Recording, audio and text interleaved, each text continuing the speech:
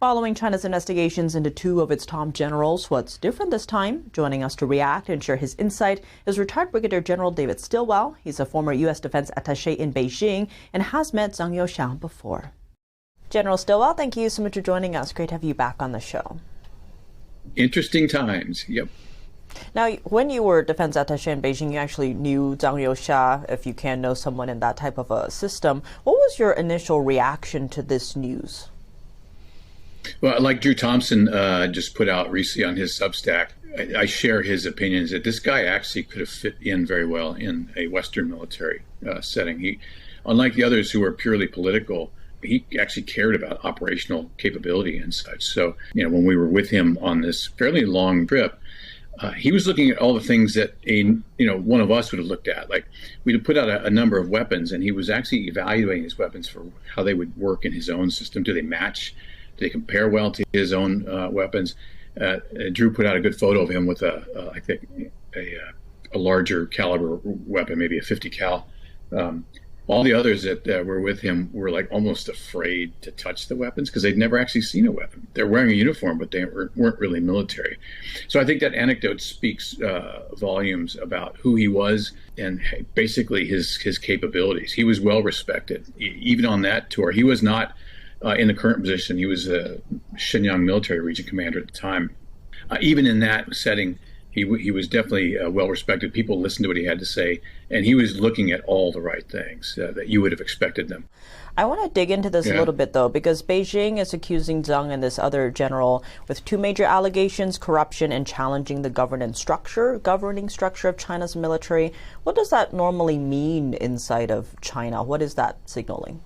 I think everybody's guilty of corruption because everybody's corrupt. I mean, I suspect even Zhang is corrupt in some way. I mean, you get promoted in that system by paying for it. You buy your promotion, so that could be, everybody could be accused of corruption. But I think the bigger thing here, and what seems to be coming out of this, is because he's so capable and well respected, he's a threat to Xi Jinping. I mean, he's right up there, CMC Vice #1. So at least in a military sense, he's very visible, and he's also regarded as very capable. As I said earlier, even on the Western side, we saw him as comparable and to his Western counterparts.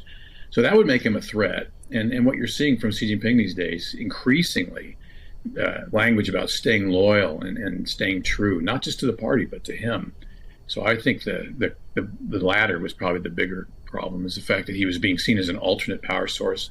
And you hear rumors of coups, and again, there's not a lot to that. I'm not going to repeat those. But it bears watching to see if there is a pulling apart in the PLA of I support Zhang or I support Xi Jinping. It wouldn't be unthinkable that you would start hearing about a split or divided loyalties.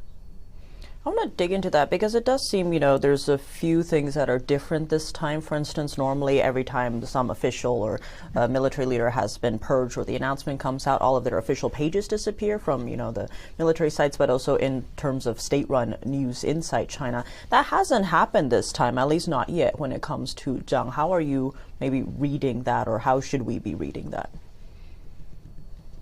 They call this Kremlinology, back in the Soviet era, where there was nothing clear. You were just guessing, reading tea leaves. I don't know. Could be an oversight.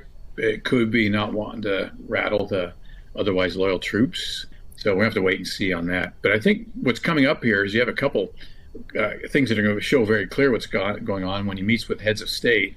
And the UK Prime Minister Starmer says he's going to give readouts of the meetings that he had with Xi Jinping. So that's probably where we should be paying attention right now, is to see, does he get the meetings, or who did he meet with, et cetera. And when it comes to party loyalty, especially inside the military, inside China, I should say, we have seen in the past, at least, when there's been purges or investigations, as China calls it, that the ones who are left show their support behind Xi Jinping's move here and kind of turn or distance themselves away from the purged official. We're not seeing that this time, at least not yet again. Could that feed into, Zhang's reputation, his influence maybe, or he is quite well respected, as you're talking about? I just put myself in the position of a senior officer in the PLA right now, and when you've seen what they just wiped out a month ago, 9 of them went away, senior officers, I think I saw the PLA Air Force commander just went away. And now the top two most capable officers in the system, you got to imagine there's some chatter going on in the background. I think everybody's afraid to be very public about it, but it's going to be it's going to be interesting to see what sort of reaction you get from the mid and lower levels. And speaking of his importance, Zhang and the other general, the two last ones who had real war experience, very high generals, right? These was basically the highest level military purges, especially. How could that potentially play into a Taiwan contingency? Does it shift that timeline, or the different various factors that could go into it, where these may be the last voices cautioning against that? I don't want to be arrogant, but going across the border to Vietnam to face peasants with pitchforks, doesn't really, to me, qualify as real world military experience. I mean, these guys were very young at the time, brand new lieutenants, my guess, and so the only thing there is it may help them realize, unlike their counterparts, how ugly and dangerous and horrible war is. Robert E. Lee, it's good that war is so terrible, lest we come to love it too much. So that's probably the one. They can't speak to modern warfare from personal experience now. But the good thing that we saw with Zhang, and I don't know the guy Liu, is he did recognize that what American capabilities were, and he seemed to understand that they needed to catch up, that the gap between our system and theirs was still enough that it wasn't time to go yet. And this is probably what got him in trouble, my guess. He keep hearing the dates on some sort of a military takeover of Taiwan. Don't think that they're not at war with Taiwan right now. Information, economic, political, diplomatic, I mean, every other type of warfare. But as far as just physically going in there and blowing things up, pretty sure a guy like Zhang would be telling the boss that we aren't ready. This, if you see what happened in Ukraine, this is 100 times harder because you got to go across water. And Xi Jinping may have got tired of hearing that language. That's entirely possible too. Well, General Stilwell, as always, thank you so much for joining us. You bet.